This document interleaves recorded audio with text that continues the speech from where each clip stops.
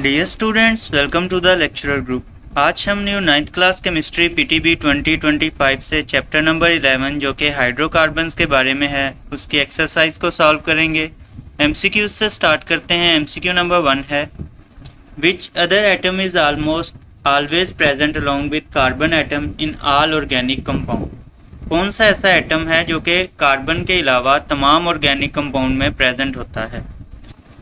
जी, तो आप जानते हैं कि ऑर्गेनिक केमिस्ट्री जो है या ऑर्गेनिक कंपाउंड जो हैं उनको हाइड्रोकार्बन्स भी बोलते हैं, मीन हाइड्रोजन एंड कार्बन के कंपाउंड। तो इट्स मीन के कार्बन के साथ साथ हाइड्रोजन भी उनमें प्रेजेंट होती है, तो हम सी ऑप्शन को मार्क करेंगे। नेक्स्ट है, which other metal can be use to reduce alkyl halide. कौन सा इनमें से और एटम जो है वो रिड्यूस करने के लिए अल्काइल हैलाइड को यूज़ किया जा सकता है। तो यहाँ पे एल्यूमिनियम, मैग्नीशियम, निकल, कोबाल्ट जो हैं ये अल्काइल हैलाइड को रिप्लेस करने के लिए यूज़ किए जा सकते हैं, लेकिन हमने ऐसा जो है वो एलिमेंट बताना है, एटम बताना है जो कि ज़्यादा पावर रखता है। तो यहाँ पे अगर हम मैग्नीशियम को देखें तो मैग्नीशियम जो है वो ज़्यादा कैपेबल है क्योंकि उसकी रिएक्टिविटी जो है वो हायर है बाकियों से। तो दैट्स वाई हम मैग्नीशियम को जो है वो प्रेफर करेंगे कि ये इसमें ज़्यादा कैपेबिलिटी है रिड्यूस करने की अल्काइल हैलाइड को। नेक्स्ट अगर हम एमसीक्यू नंबर 3 को देखें तो इसमें पूछा जा रहा है, if naphtha undergo a combustion reaction what product do you expect it to form. Naphtha जो कि एक हाइड्रोकार्बन है, आपको पता है कि कंबशन रिएक्शन में हमेशा जो है वो एक तो कार्बन डाइऑक्साइड प्रोड्यूस होती है और नंबर 2 पे वाटर। तो इस लिहाज से आप लोगों ने हमेशा ये याद रखना है कि कंबशन रिएक्शन, जिसमें हम मोस्टली मीथेन का कंबशन रिएक्शन को अंडरस्टैंड करते हैं, इवन किचन में जब मीथेन बर्न होती है तो उसमें भी कार्बन डाइऑक्साइड और वाटर और हीट प्रोड्यूस होती हैं। तो कार्बन डाइऑक्साइड, वाटर, हीट को आपने हमेशा याद रखना है कंबशन के लिए। तो यहाँ पे सी ऑप्शन जो है हमारे पास ट्रू है। नेक्स्ट अब हम मूव करते हैं। एमसीक्यू नंबर 4 को अगर देखें तो इसमें पूछा जा रहा है, why does a mixture of zinc and hydrochloric acid act as reducing agent. तो बहुत इंपॉर्टेंट एमसीक्यू है ये, इसको समझना जो है वो बहुत ज़्यादा ज़रूरी है। आपने याद रखना है जब जिंक और हाइड्रोक्लोरिक एसिड रिएक्ट करते हैं तो सबसे पहले जो है हाइड्रोजन प्रोड्यूस होती है और उसे हम नेसेंट हाइड्रोजन बोलते हैं। नेसेंट हाइड्रोजन से मुराद है कि एक हाइड्रोजन का एटम प्रोड्यूस हुआ, ये हाइड्रोजन इन मोशन है, मतलब अभी प्रोड्यूस हुई है। आपको पता है हाइड्रोजन अकेली स्टेबल नहीं होती, बहुत ज़्यादा रिएक्टिव होती है। तो फिर क्या होता है कि दूसरा हाइड्रोजन एटम जब प्रोड्यूस होता है तो दोनों मिलके हाइड्रोजन गैस बना लेते हैं।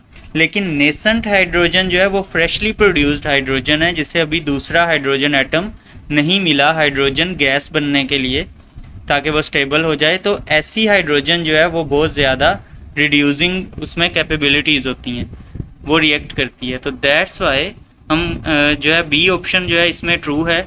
इसमें आप देख सकते हैं बिकॉज एटॉमिक हाइड्रोजन, ठीक है, एटॉमिक हाइड्रोजन या नेसेंट हाइड्रोजन जो है वो प्रोड्यूस होती है जब जिंक और HCl रिएक्ट करते हैं, which act as reducing agent. तो बी ऑप्शन को जो है वो आपने मार्क करना है और इसमें याद रखना है कि जिंक जो है वो उसके रिएक्शन से हाइड्रोजन प्रोड्यूस होती है, हाइड्रोजन गैस, लेकिन हाइड्रोजन गैस बनने से पहले वो नेसेंट हाइड्रोजन होता है, सिंपल हाइड्रोजन का एक एटम जो कि बहुत ज़्यादा रिएक्टिव होता है। तो वो रिड्यूसिंग एजेंट के तौर पे वो बहुत अच्छा काम करता है। 5th एमसीक्यू को देखें तो इसमें पूछा जा रहा है, which alkane will evolve the most amount of heat when it is burn with the oxygen. Generally अगर आप देखें तो ऐसा हाइड्रोकार्बन जिसके नंबर ऑफ कार्बन ज़्यादा हैं वो वाला ज़्यादा हीट इवॉल्व करेगा। लेकिन यहाँ पे अगर हम देखें तो इथेन, प्रोपेन के बाद दो हमारे पास ब्यूटेन है। ब्यूटेन में मैक्सिमम नंबर ऑफ कार्बन है, इथेन में 2 हैं, प्रोपेन में 3 और ब्यूटेन में 4। अब एन और आइसोब्यूटेन जो हैं दोनों के अंदर ब्यूटेन है तो 4 कार्बन है। डिफरेंस क्या है? स्ट्रक्चर का डिफरेंस है। तो स्ट्रक्चर जो है एन ब्यूटेन का ये सिंपल है, स्ट्रेट चेन, जबकि आइसोब्यूटेन में ज़रा ब्रांच्ड स्ट्रक्चर है। तो एन ब्यूटेन जो है इसमें स्ट्रेट चेन होने की वजह से जो इंटरमोलिकुलर फोर्सेस हैं वो ज़्यादा स्ट्रॉन्ग होती हैं और इसको अगर बर्न किया जाए तो बहुत माइनर सा फ़र्क होता है कि इसमें एक्स्ट्रा हीट प्रोड्यूस होती है, लेकिन बहुत ज़्यादा एक्स्ट्रा हीट प्रोड्यूस नहीं होती। तो सी ऑप्शन जो है वो ट्रू है यहाँ हमारा। नेक्स्ट है which reaction is not given by alkane. Alkane इनमें से कौन सा रिएक्शन नहीं देता? तो सब्सटीट्यूशन रिएक्शन अल्केन शो करता है। कंबशन तो अल्केन्स की जो है वो आप कंबशन तो फेवरेट समझें रिएक्शन है। इसी तरह क्रैकिंग, अल्केन्स की हम क्रैकिंग करके जो है वो हायर मॉलिक्यूलर मास वाले अल्केन से लोअर मॉलिक्यूलर मास वाले अल्केन्स बनाते हैं। तो एडिशन रिएक्शन जो है वो अल्केन शो नहीं करते, और उसका रीज़न ये है कि अल्केन जो हैं वो ऑलरेडी उनको कहते हैं सैचुरेटेड हाइड्रोकार्बन। तो सैचुरेटेड मीन उनके तमाम जो बॉन्ड्स हैं वो ऑलरेडी फॉर्म्ड हैं और स्ट्रॉन्ग बॉन्ड है। ठीक है, उनके अंदर सिग्मा बॉन्ड है, कोई पाई बॉन्ड मौजूद नहीं है, क्योंकि सिग्मा बॉन्ड बहुत ज़्यादा स्ट्रॉन्ग होते हैं, पाई बॉन्ड ज़रा वीक होते हैं। तो इनमें तो हैं ही सारे strong bond, that's why they do not show addition reaction. तो सी ऑप्शन मार्क करेंगे हम। तो नेक्स्ट मूव करते हैं अब हम। नेक्स्ट अगर हम देखें तो पूछा जा रहा है which hydrocarbon is responsible for explosion in the coal mines. Coal mines के अंदर जो सिग्निफिकेंट अमाउंट में मीथेन गैस प्रोड्यूस होती है, जो कि आपके किचन में भी यूज़ हो रही है। तो यही बेसिकली एक्सप्लोजन्स का बायस बनती है। आपको पता है कि ये कंबशन रिएक्शन के थ्रू बहुत ज़्यादा हीट एनर्जी और एक्सप्लोजन काज करती है। नेक्स्ट हमारे पास 8th MCQ है, जिसमें पूछा जा रहा है which product will be formed when ethyl bromide is treated with zinc hydrochloric acid. तो अभी मैंने यहाँ पे एक्सप्लेन भी किया था कि जिंक और HCl जब रिएक्ट करते हैं तो नेसेंट हाइड्रोजन प्रोड्यूस होती है। ये हाइड्रोजन जो है बहुत ज़्यादा रिएक्टिव है तो क्या करेगी, Br को रिप्लेस कर देगी, और यहाँ CH3 और ये Br के साथ एक H लग जाएगा, HBr बन जाएगा, और एक H जो है यहाँ पे आके इस CH2 को CH3 कर देगा, यानी इस Br को यहाँ से हटा के यहाँ पे एक H जो है वो आ जाएगा। तो ये क्या बन जाएगा, CH3CH3 बी ऑप्शन हमारे पास ट्रू है, ये एक अल्केन है। ठीक है, तो बी ऑप्शन को आप मार्क करेंगे। नेक्स्ट अगर हम देखें तो पूछा जा रहा है which of the following is not a process of halogenation of alkanes. Halogenation से मुराद है हेलोजन का एडिशन। हेलोजन में आपको पता है फ्लोरीन, क्लोरीन, ब्रोमीन, आयोडीन। तो यहाँ पे अगर आप देखें तो सिंपल सा आपको तमाम जो हैं वो हेलोजन्स ही नज़र आ रहे हैं, जैसे बी ऑप्शन में क्लोरीन, सी में ब्रोमीन, डी में आयोडीन। जस्ट फर्स्ट जो है वो उसमें कोई हेलोजन का किरदार नज़र नहीं आ रहा। तो क्रैकिंग जो है ये हमारे पास जो है ये not a process of halogenation of alkane में आ जाएगा। नेक्स्ट अगर हम देखें तो हमारे पास लास्ट MCQ है, इसमें पूछा जा रहा है how many moles of oxygen will be required to completely burn propane. कितने मोल हमें ऑक्सीजन चाहिए होगी कम्प्लीटली बर्न करने के लिए प्रोपेन। तो आपको पता है कि ऐसे MCQs का आंसर देने के लिए हमारे पास एक जो है इक्वेशन होनी चाहिए। उस इक्वेशन को हम बैलेंस करके, या तो हमें बैलेंस इक्वेशन दे दी जाए या उस इक्वेशन को हम खुद बैलेंस कर लें, तो हम मोल्स का बता सकते हैं। तो मैं इक्वेशन लिख देता हूँ। अगर हम इसकी इक्वेशन को देखें तो ये हमारे पास जो है आपको नज़र आ रहा है प्रोपेन। ठीक है, तो प्रोपेन में कार्बन 3 होते हैं, ऑक्सीजन साथ लगेगी, कंबशन है, और कार्बन डाइऑक्साइड और वाटर। कंबशन रिएक्शन मैंने आपको बताया हमेशा कार्बन डाइऑक्साइड, वाटर और हीट प्रोड्यूस होती है। हीट को लिखने का यहाँ पे ज़रूरत नहीं है। अब हमने जस्ट सिंपल है इस इक्वेशन को बैलेंस करना है।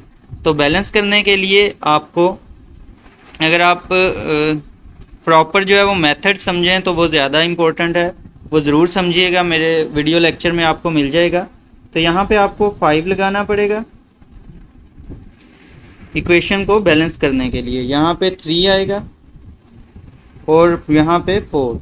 इस तरह से अब ये हमारी इक्वेशन जो है ये दोनों तरफ से बैलेंस हो चुकी है। तो यहाँ पे हमें ऑक्सीजन के कितने मोल यूज़ करने पड़ रहे हैं, यहाँ पे आपको नज़र आ रहा है 5।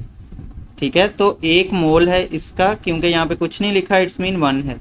तो 1 मोल के लिए ऑक्सीजन के हमें 5 मोल चाहिए होंगे। तो बी ऑप्शन जो है वो हमारे पास यहाँ पे ट्रू है, आपने बी ऑप्शन को मार्क करना है। नेक्स्ट अब हम शॉर्ट क्वेश्चन आंसर्स को देख लेते हैं।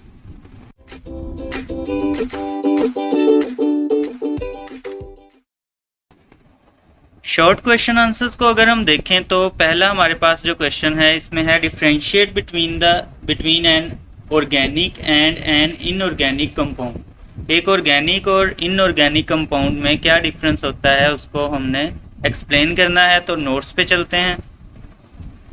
तो आप इस तरह से डिफरेंशिएट कर सकते हैं कि organic compound are carbon containing compounds usually formed by covalent bonds and often include hydrogen, oxygen and nitrogen. तो ऑर्गेनिक कंपाउंड में मेन तो कार्बन होती है, लेकिन साथ हाइड्रोजन, ऑक्सीजन और नाइट्रोजन भी यूजुअली प्रेजेंट होती है।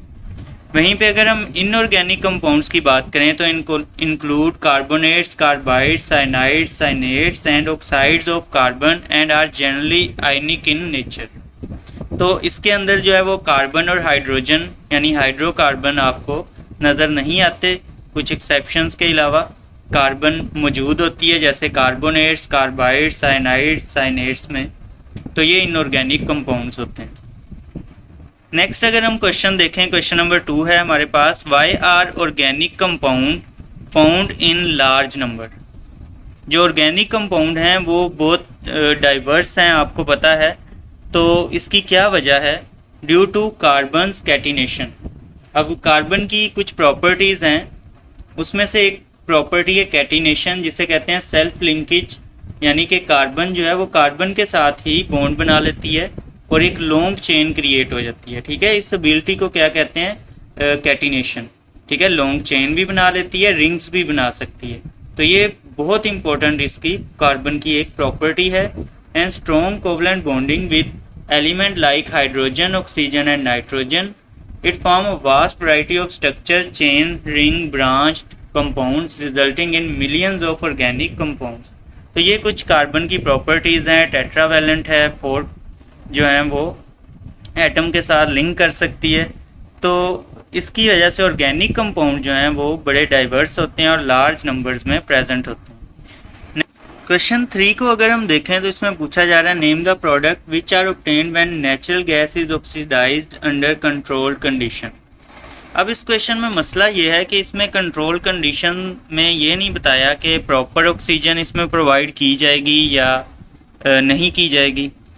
लेकिन अगर हम बुक के लिए रेफरेंस से देखें तो इसमें हमें जो है वो ऐसा पॉसिबल नहीं है कि ऑक्सीजन की कम अमाउंट जो है वो प्रोवाइड की जाए। तो इस लिहाज से मैं आंसर लिख देता हूँ, when natural gas is oxidized under control condition with sufficient oxygen. अब मैं अगेन मेंशन कर रहा हूँ कि ऑक्सीजन इसमें सफिशिएंट है, ऑक्सीजन को कंट्रोल करके कम नहीं किया गया। तो कंबशन रिएक्शन होगा और कंबशन रिएक्शन में आपको पता है कार्बन डाइऑक्साइड और वाटर और हीट प्रोड्यूस होते हैं। तो कार्बन डाइऑक्साइड और वाटर जो है इसके प्रोडक्ट्स होंगे। लेकिन अगर दूसरे केस में ये मेंशन कर दिया जाए कि प्रॉपर ऑक्सीजन नहीं प्रोवाइड की गई, कंट्रोल कंडीशन में एक्सेस ऑक्सीजन प्रोवाइड नहीं की गई, तो उस सूरत में कार्बन मोनोऑक्साइड और हाइड्रोजन गैस प्रोड्यूस होंगे। ये भी अपने जहन में रखिएगा। नेक्स्ट है 4th क्वेश्चन हमारे पास, इसमें पूछा जा रहा है, how is naphtha fraction decompose to give lower hydrocarbon. किस तरह से जो हमारे पास नेप्था एक हायर मॉलिक्यूलर मास वाला जो हाइड्रोकार्बन है उसको डिकम्पोज करके लोअर हाइड्रोकार्बन्स बनाए जाते हैं। तो ये बेसिकली एक प्रोसेस है डिकम्पोजिशन का जिसे हम कहते हैं क्रैकिंग। ठीक है, naphtha fraction is decomposed through a process called cracking. In this process, large hydrocarbon molecule in naphtha are broken down into smaller hydrocarbons such as alkanes and alkene. This is done by heating or using catalyst. Catalyst की अगर मैं catalyst का नाम बताऊं तो catalyst को zeolite बोला जाता है, ये मोस्टली यूज होता है। नेक्स्ट क्वेश्चन पे मूव करते हैं। नेक्स्ट क्वेश्चन जो है वो write down the molecular formula, structure formula and the condense structure formula for isobutane. Molecular formula, structural and condensed structural formula. तो अगर आप मॉलिक्यूलर की बात करें तो ब्यूटेन में 4 कार्बन होते हैं, और ये अल्केन है तो हाइड्रोजन 10 होंगे। ब्यूटेन कार्बन 4 और हाइड्रोजन 10। स्ट्रक्चरल फार्मूला जो है वो इस तरह से आप रिप्रेजेंट कर सकते हैं, ये एक कार्बन, ये दूसरी, ये तीसरी और ये चौथी, 4 कार्बन है। और यहाँ पे जो सेंट्रल कार्बन है इसके साथ भी 3 हाइड्रोजन, इसके साथ भी, इसके साथ भी। आपको पता है कार्बन जो है वो 4 बॉन्ड बना सकता है, तो 3 हाइड्रोजन के साथ, चौथा इनका कार्बन के साथ बना है। इस कार्बन के केस में देखें 3 तो इस कार्बन के कार्बन्स के साथ ही बने हुए हैं, चौथा जो है वो हाइड्रोजन के साथ है। इस स्ट्रक्चरल फार्मूला को इस तरह से भी लिखा जा सकता है,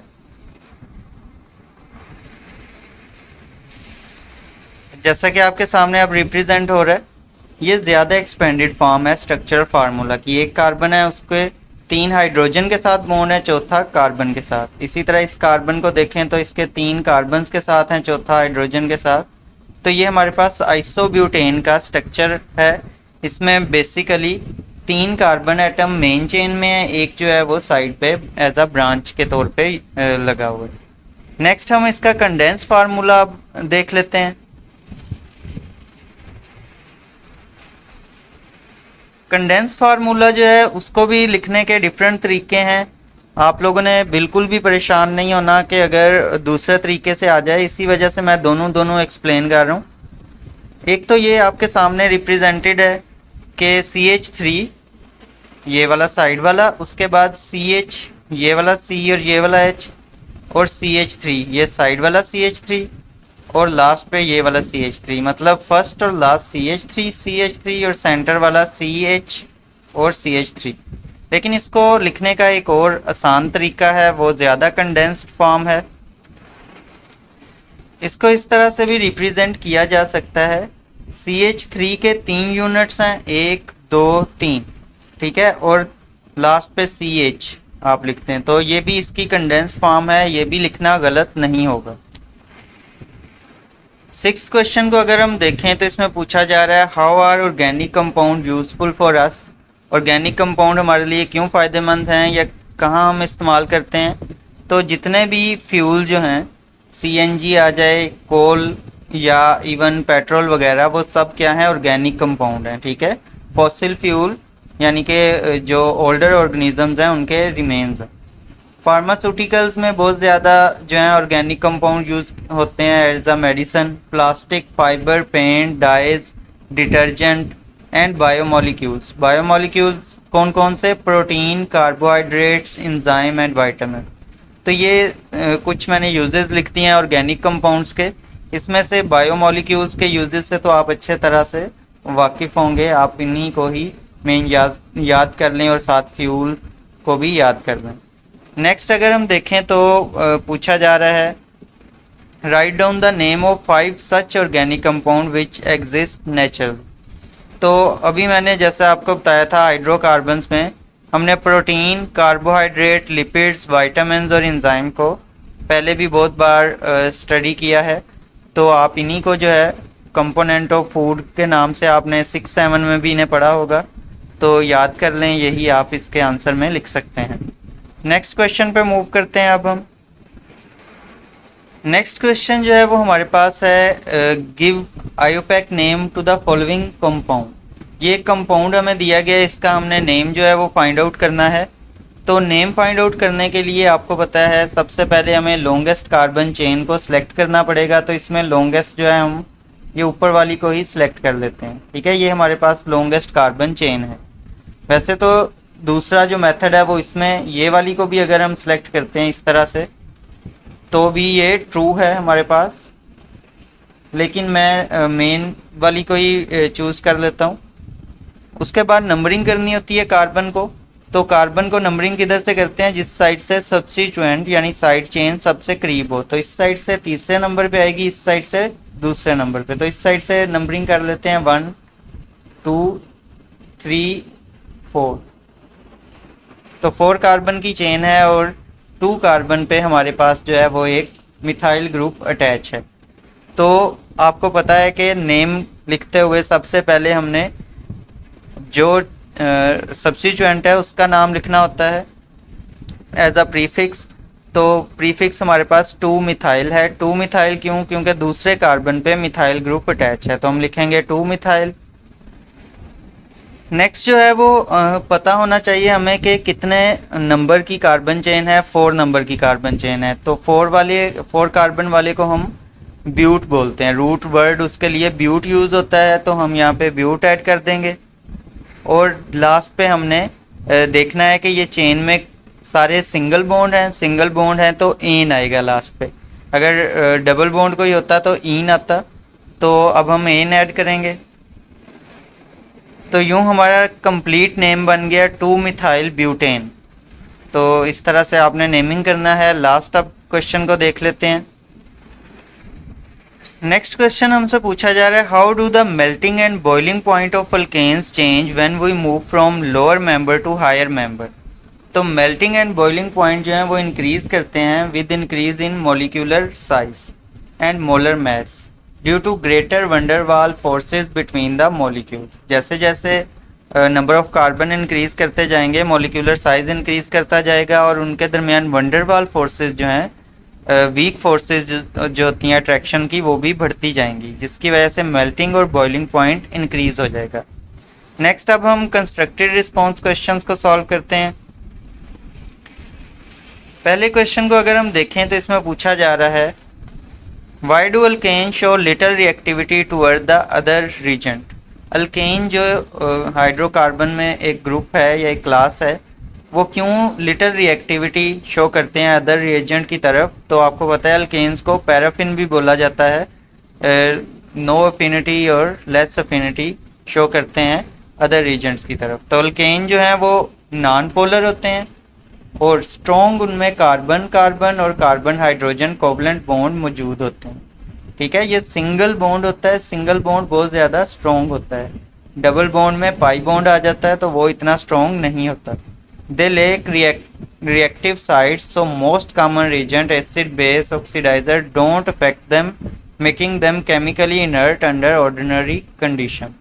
तो इनके जो स्ट्रॉन्ग बॉन्ड्स हैं, पहले उनको तोड़ा जाएगा तो न्यू बॉन्ड बनेंगे, और तो वो ऑलरेडी स्ट्रॉन्ग हैं, उनको फिर जो है वो अक्सर एजेंट जो है वो नहीं तोड़ पाते, तो ये रिएक्शन शो नहीं करते। सेकंड, अगर CRQs में से क्वेश्चन को अगर हम देखें तो why does a mixture of natural gas and air explode. पूछा जा रहा है क्यों एक नेचुरल गैस का मिक्सचर और एयर का मिक्सचर जो है वो एक्सप्लोड या एक्सप्लोजन शो करता है। तो नेचुरल गैस मीथेन होती है, आपको पता है, जो किचन में भी हमारे गैस आती है, mix with air form a highly flammable mixture. तो इसको कंबशन रिएक्शन के लिए क्या चाहिए होती है, सिंपल ऑक्सीजन। तो ऑक्सीजन एयर के अंदर मौजूद होती है, तो जब नेचुरल गैस और ऑक्सीजन मिलते हैं तो तीसरी जस्ट एक हल्की सी भी चिंगारी अगर मिल जाए तो वहाँ पे जो है वो एक्सप्लोजन क्रिएट हो जाता है। तो that's why in presence of a spark और flame the rapid combustion cause an explosion due to sudden release of heat and pressure. तो अगर कोई भी स्पार्क या फ्लेम मिल जाए, कोई भी इग्निशन मिल जाए, तो उसी टाइम गैस भी मौजूद है और एयर में से ऑक्सीजन भी मौजूद है, ये दोनों रिएक्ट करके कंबशन रिएक्शन शुरू कर देंगी और हीट और प्रेशर की वजह से एक एक्सप्लोजन काज हो जाएगा। नेक्स्ट, अगर हम थर्ड CRQ को देखें तो इसमें पूछा जा रहा है, how do you compare the melting and boiling point of inorganic and organic compounds. Inorganic और ऑर्गेनिक कंपाउंड के मेल्टिंग और बॉइलिंग पॉइंट को किस तरह से आप कंपेयर करेंगे। तो हमें पता है कि ऑर्गेनिक कंपाउंड्स का जो मेल्टिंग और बॉइलिंग पॉइंट है वो लोअर होता है एज द मेनली कोवलेंट, क्योंकि ये कोवलेंट कंपाउंड के बने होते हैं। ठीक है, वहीं पे अगर हम इनऑर्गेनिक की बात करें तो इनऑर्गेनिक जो है वो आयनिक कंपाउंड होते हैं मोस्टली, और उनका हायर मेल्टिंग और बॉइलिंग पॉइंट होता है due to stronger electrostatic forces. Negative और पॉजिटिव आयन कंप्लीट आयन बने होते हैं, कंप्लीट शेयरिंग ऑफ इलेक्ट्रॉन्स है। तो आपको पता है, आप लोगों ने बॉन्डिंग की टाइप्स में पढ़ा था चैप्टर 3 में, कि जो आयनिक बॉन्ड हैं वो ज़्यादा स्ट्रॉन्गर होते हैं कोवलेंट बॉन्ड से। तो दैट्स वाई उनका जो मेल्टिंग और बॉइलिंग पॉइंट है वो भी हायर होता है, उन्हें उनके बॉन्ड्स को तोड़ने के लिए ज़्यादा एनर्जी चाहिए होती है। नेक्स्ट मूव करते हैं अब हम। नेक्स्ट क्वेश्चन है reaction of alkanes with chlorine take place in the presence of sunlight, what is the role of sunlight in the reaction. जो अल्केन की हमने जो है वो देखा था हेलोजिनेशन, उसके अंदर क्लोरीन जो है वो सनलाइट की मौजूदगी में फोटोकेमिकल सब्स्टिट्यूशन कर रही थी। तो सनलाइट क्या कर रही थी उस रिएक्शन के अंदर, वो बेसिकली एनर्जी प्रोवाइड कर रही थी by UV light to initiate the photochemical substitution by breaking chlorine molecule into reactive chlorine radicals. अब आपको पता है कि क्लोरीन का अकेला एटम जो होता है वो रेडिकल के तौर पे बिहेव करता है। अगर दो एटम मिल जाएं तो वो स्टेबल हो जाते हैं क्लोरीन गैस बना के। तो जब यूवी लाइट जो है इनको वापस रेडिकल में कन्वर्ट कर देती है तो फिर से ये बहुत ज़्यादा रिएक्टिव हो जाते हैं और सब्स्टिट्यूट कर देते हैं हाइड्रोजन को इन अल्केन्स में से हाइड्रोजन को सब्स्टिट्यूट कर देते हैं, उनकी जगह पे क्लोरीन ऐड हो जाती है। नेक्स्ट अब मूव करते हैं। 5th CRQ में पूछा जा रहा है how do you compare the boiling point of n butane with that of isobutane. तो इन दोनों के बारे में हमने पहले भी पढ़ा था। एन ब्यूटेन और आइसोब्यूटेन में जस्ट इतना सा फ़र्क होता है कि एन ब्यूटेन जो है वो स्ट्रेट चेन में होती है और आइसोब्यूटेन में एक कार्बन जो है वो साइड पे अटैच होती है एज अ मिथाइल ग्रुप। तो दोनों के स्ट्रक्चर में कोई बहुत ज़्यादा फ़र्क नहीं है, ना दोनों के जो कार्बन है वो भी ऑलमोस्ट वो भी दोनों के सेम है। तो दोनों में जो फ़र्क है वो जस्ट इतना सा है कि एन ब्यूटेन जो है वो स्ट्रेट चेन होने की वजह से ग्रेटर सरफेस एरिया और स्ट्रोंगर इंटरमोलिकुलर फोर्सेस उसमें पाई जाती हैं। ठीक है, ब्रांच चेन में ये वाले दोनों करैक्टर नहीं मौजूद होते, जिसकी वजह से एन ब्यूटेन जो है उसका हायर बॉइलिंग पॉइंट होता है। और ये बहुत मिनिमम सा ही फ़र्क होता है, इतना ज़्यादा कोई ख़ास फ़र्क नहीं होता। लेकिन स्टिल एन ब्यूटेन जो है वो स्ट्रेट चेन है और ग्रेटर सरफेस एरिया है, इस वजह से उसका हायर बॉइलिंग पॉइंट है। नेक्स्ट अगर हम देखें तो लास्ट हमारे पास CRQ है why organic compound not generally soluble in water. Organic compound जो है वो सोल्यूबल क्यों नहीं होते ज़्यादातर वाटर में, तो उसकी रीज़न ये है कि ऑर्गेनिक कंपाउंड जो है वो नॉन पोलर हैं, ठीक है, या स्लाइटली पोलर हैं, while water is highly polar. तो लाइक डिज़ोल्व लाइक का आपने सुना होगा कि पोलर जो हैं वो पोलर सब्सटेंसेस के अंदर डिज़ोल्व होते हैं और नॉन पोलर के अंदर। तो ऑर्गेनिक कंपाउंड जो हैं वो नॉन पोलर हैं, जिसकी वजह से वो नॉन पोलर कंपाउंड्स के अंदर इजीली सोल्यूबल हैं। वहीं पे वाटर जो है वो पोलर है और ऑर्गेनिक कंपाउंड नॉन पोलर हैं, तो दोनों जो हैं वो लाइक डिज़ोल्व लाइक पे फिट नहीं आते, जिसकी वजह से ये एक दूसरे में ज़्यादा सोल्यूबल नहीं होते।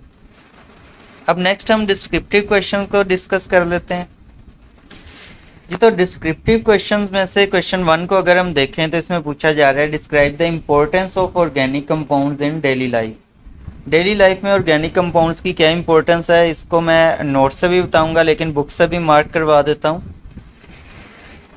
146 पेज पे आपके पास ये जो पैराग्राफ है द फैमिली ऑफ हाइड्रोकार्बन, इसमें आपको CNG, LPG, natural gas, fuels तमाम उनकी इम्पोर्टेंस बताई है। इसी तरह फिर प्लास्टिक, मेडिसिन, सिंथेटिक फाइबर्स, इन सब का जो है वो आपको हमारी डेली लाइफ में कहाँ कहाँ हाइड्रोकार्बन यूज़ हो रहे हैं उन सब के बारे में आपको बताया गया है। मज़ीद नोट से भी आपको आंसर एक्सप्लेन कर देता हूँ। तो यहाँ पे आप देख सकते हैं कि ऑर्गेनिक कंपाउंड जो हैं वो सेंट्रल रोल प्ले करते हैं फॉसिल फ्यूल्स, ठीक है, methane, petrol, LPG। Food companies में प्रोटीन, फैट्स, कार्बोहाइड्रेट्स जो हैं वो भी सारे ऑर्गेनिक कंपाउंड हैं। मेडिसिन्स में एंटीबायोटिक्स, पेन किलर जो हैं उसके तौर पे यूज़ किए जाते हैं ऑर्गेनिक कंपाउंड। हाउस होल्ड में प्लास्टिक, रबर, सिंथेटिक फाइबर्स के तौर पे। एग्रीकल्चर में फर्टिलाइजर्स और पेस्टिसाइड्स और कॉस्मेटिक्स और डिटर्जेंट में भी ऑर्गेनिक कंपाउंड्स का इस्तेमाल किया जाता है डेली लाइफ में। ये मेन पॉइंट्स हैं, आगे आपने इनको एक्सप्लेन कर देना है तो आपका ये आंसर जो है वो कंप्लीट हो जाएगा। नेक्स्ट क्वेश्चन पे मूव करते हैं। सेकंड क्वेश्चन को अगर हम देखें तो इसमें पूछा जा रहा है why is carbon so important as an element that the whole branch of chemistry is based on it. Carbon में ऐसी क्या इम्पोर्टेंट बात है कि पूरी की पूरी ब्रांच जो है केमिस्ट्री की वो इस पे बेस कर रही है। तो ये कार्बन की प्रॉपर्टीज़ के बारे में पूछा जा रहा है। तो बुक से पहले मैं आंसर आपको मार्क करवा देता हूँ। इसका आंसर अगर आप देखें तो पेज नंबर 144 जो कि इंट्रोडक्शन में ही है, यहाँ से आप स्टार्ट करेंगे। The number of compound form by element carbon is far more than the total number of compound. यहाँ से आप अगर एक्सप्लेन करना स्टार्ट कर दें, इसके अंदर कैटिनेशन, कार्बन का टेट्रावैलेंट होना, ये तमाम बातें आ जाएंगी और आपका जो आंसर जो है यहाँ तक कंप्लीट हो जाएगा। तो ये आप लोग इसको यहाँ तक एक्सप्लेन कर दें। इसमें कार्बन की वो तमाम ख़ास बातें, उसका साइज़, उसका कोवलेंट बॉन्डिंग, ये सारी चीज़ें अंदर आ जाएंगी। तो ये आपके पास आंसर बन जाएगा। नोट से अगर आपको मेन बातें बता दूं तो कार्बन की एक तो टेट्रावैलेंसी है, 4 कोवलेंट बॉन्ड बना सकते हैं। कैटिनेशन जो कि बहुत इंपॉर्टेंट इसकी प्रॉपर्टी है, जिसकी वजह से सेल्फ लिंकेज भी बोला जाता है इसको। कार्बन अपने ही कार्बन यानी अपने जैसे ही कार्बन से बॉन्ड बना के लॉन्ग चेन्स भी बना लेती है, रिंग्स भी बना लेती है और कम्प्लेक्स स्ट्रक्चर भी, जिसकी वजह से बहुत कॉम्प्लेक्स ऑर्गेनिक कंपाउंड जो है वो बनते हैं। थर्ड जो आप लिख सकते हैं कि ये बॉन्ड बना सकती है हाइड्रोजन, ऑक्सीजन, नाइट्रोजन, हैलोजन के साथ इजीली और बहुत स्टेबल बॉन्ड बनाती है। इसी तरह जो एक और यूनिक प्रॉपर्टी है वो यही जो यूनिक प्रॉपर्टीज़ हैं, इसी की वजह से फाउंडेशन ऑफ ऑर्गेनिक केमिस्ट्री जो है वो कार्बन पे बेस करती है। अब हम नेक्स्ट क्वेश्चन पे मूव करते हैं। थर्ड क्वेश्चन को अगर देखें तो इसमें पूछा जा रहा है carbon carbon single bond in alkane does not behave as functional group but a carbon carbon double bond in alkene does explain। यानी कार्बन कार्बन सिंगल बॉन्ड को तो हम फंक्शनल ग्रुप के तौर पे नहीं लेते, वहीं पे डबल बॉन्ड को जो है वो फंक्शनल ग्रुप के तौर पे लेते हैं। इसका प्रॉपर आंसर तो बुक में नहीं दिया गया, मैं नोट्स से आपको करवाता हूँ, लेकिन बुक से आप जो लिख सकते होंगे वो भी मैं साथ एक्सप्लेन कर दूँगा। प्रॉपर आंसर की बात करें तो बहुत शॉर्ट सा है कि कार्बन कार्बन सिंगल बॉन्ड जो होते हैं वो नॉन रिएक्टिव होते हैं, स्टेबल होते हैं। ठीक है, यानी कि इसको बड़े अच्छे से बुक में भी एक्सप्लेन किया गया है, तो आप वहाँ से जब एक्सप्लेन करेंगे तो काफ़ी आपका लेंथी एक पैराग्राफ बन जाएगा। सो अल्केन्स आर जनरली इनर्ट, उसमें सिंगल बॉन्ड होता है, कोई पाई बॉन्ड नहीं है, जिसकी वजह से वो अनरिएक्टिव होते हैं। उनका अपना बॉन्ड तोड़ेंगे तो न्यू बॉन्ड फॉर्म करेंगे, तो उनका अपना बॉन्ड काफ़ी स्ट्रॉन्ग होता है। वहीं पे अगर हम अल्कीन्स की बात करें जिनमें डबल बॉन्ड प्रेजेंट होता है तो वो रिएक्टिव होते हैं। उनके अंदर एक जो है वो पाई बॉन्ड है जो कि बहुत वीक है और वो रिएक्टिव हो जाते हैं इसकी वजह से, और पार्टिसिपेट करते हैं एडिशन रिएक्शन में। और एडिशन रिएक्शन जो है आपको पता है कि अल्केन शो नहीं करते, और एडिशन रिएक्शन में जब वो पार्टिसिपेट करते हैं तो वो फंक्शनल ग्रुप के तौर पे कंसीडर किए जाते हैं। मज़ीद आप जो फर्स्ट पॉइंट को एक्सप्लेन करेंगे बुक से वो मैं आपको बताता हूँ। पेज 147 आ जाता है, अल्केन्स की हेडिंग है। इसमें अगर आप देखेंगे तो ये जो पहला पैराग्राफ है, alkane are simplest family of hydrocarbon with only carbon carbon and carbon hydrogen single bond. यहाँ इस चीज़ को भी आप लिख देंगे तो आपकी एक्सप्लेनेशन जो है वो हो जाएगी। मज़ीद अगर आप देखें तो पेज 151 है, यहाँ पे इम्पोर्टेंट रिएक्शंस के बारे में लिखा है अल्केन के। तो यहाँ पे भी अगर आप यहाँ पे देखें द अनरिएक्टिविटी ऑफ अल्केन को यहाँ से एक्सप्लेन किया गया है, तो यहाँ तक भी अगर आप लिख देंगे तो ये भी फर्स्ट पॉइंट की एक्सप्लेनेशन हो जाएगी। नेक्स्ट हमारे पास है एक्सप्लेन, हमने करना है IUPAC system of nomenclature for alkanes. Page number 147 पे अगर आएंगे तो आपके पास ये अल्केन्स की हेडिंग में ही यहाँ से जो है वो आईयूपैक सिस्टम के जो रूल्स हैं और एक्सप्लेनेशन जो है वो स्टार्ट हो जाती है। इसको आप अच्छे से एक्सप्लेन कीजिएगा, रूट, सुफिक्स, प्रीफिक्स और इसी तरह रूल्स वगैरह। लास्ट क्वेश्चन अगर हम देखें तो इसमें पूछा जा रहा है how combustion reaction of alkane is useful for अस। इसको अगर हम कंबशन रिएक्शंस में देखें तो यहाँ पे जस्ट कंबशन रिएक्शन तो दिया गया है, लेकिन ये नहीं बताया गया कि उसकी इम्पोर्टेंस वगैरह को एक्सप्लेन नहीं किया गया, क्योंकि बहुत जनरल सी बातें हैं। मैं आपको जो है नोट से एक्सप्लेन कर देता हूँ। यहाँ पे आप देख सकते हैं कि कंबशन रिएक्शन जो है उसके अंदर अल्केन जब भी बर्न किए जाते हैं by combustion reaction, they produce large amount of energy in the form of heat and light. तो वो हीट और लाइट के फॉर्म में एनर्जी प्रोड्यूस करते हैं, उस एनर्जी को हम यूटिलाइज़ करके बहुत डिफरेंट टाइप के जो हैं वो वर्क कर सकते हैं। नंबर 1 पे हमारे पास फ्यूल्स फॉर व्हीकल्स आ जाता है।